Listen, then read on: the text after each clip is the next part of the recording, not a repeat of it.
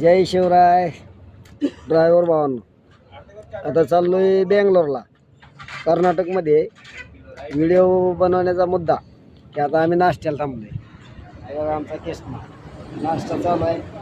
टमाट्याची भाजी आहे, चपाती आहे आणि खास करून मधून म्हणजे मुलीचं प्रेम बापावर किती असतं बघा.